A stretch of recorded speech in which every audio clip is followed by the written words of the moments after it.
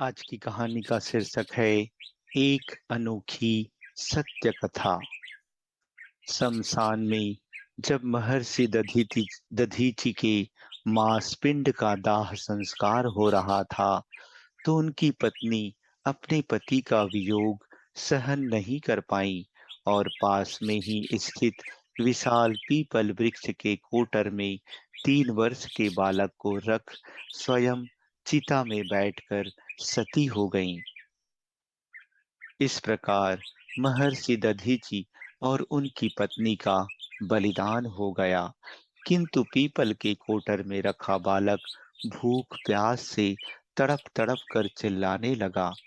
जब कोई वस्तु नहीं मिली तो कोटर में गिरे पीपल के गोदों अर्थात फल को खाकर बड़ा होने लगा।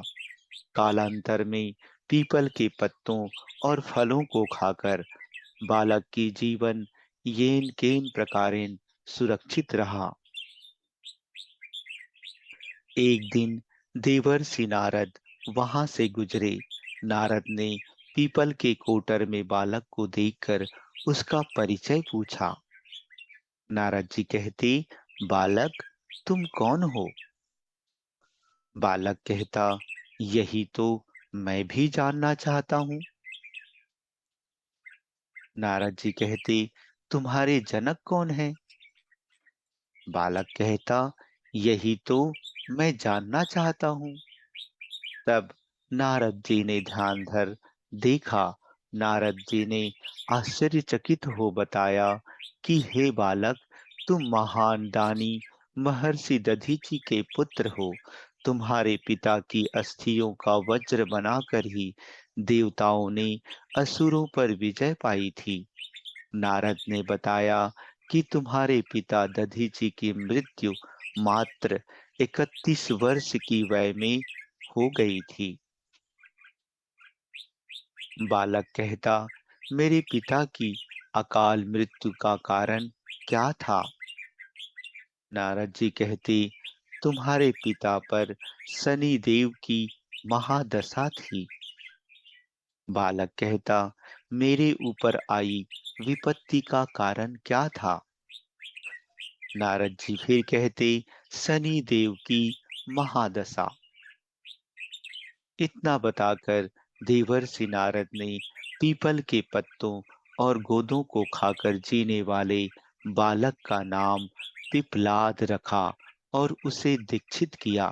नारद के जाने के बाद बालक पिपलाद ने नारद के बताए अनुसार ब्रह्मा जी की घोर तपस्या कर उन्हें प्रसन्न किया।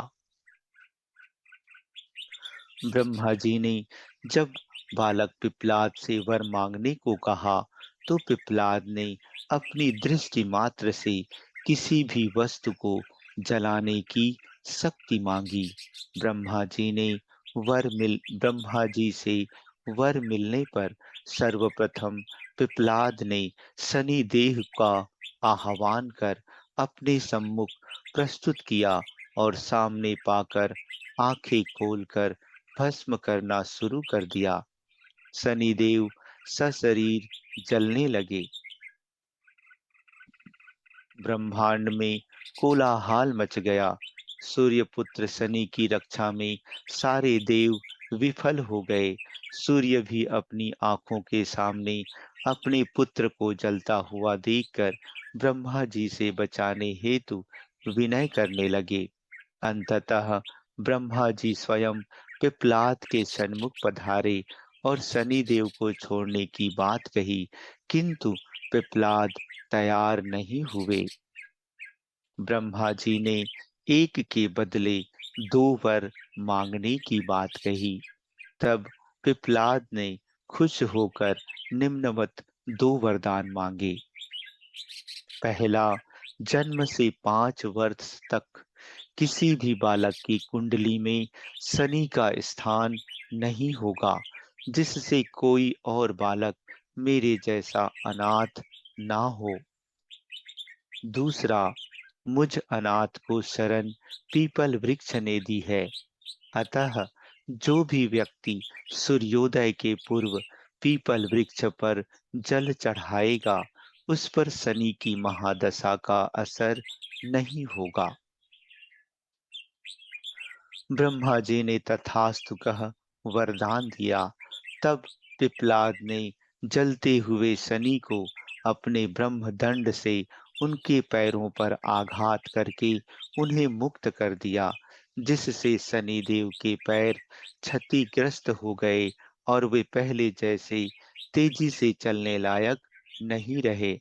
अतः सभी से शनि शनैश्चरति यह शनिश्चरः, अर्थात जो धीरे चलता है वही शनिचर है कहलाए। और शनि आग में जलने के कारण काली छाया वाले अंग भंग रूप में हो गए।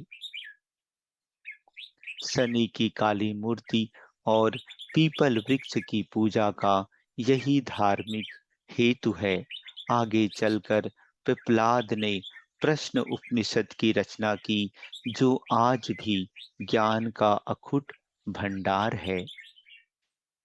अच्छा दोस्तों, धन्यवाद।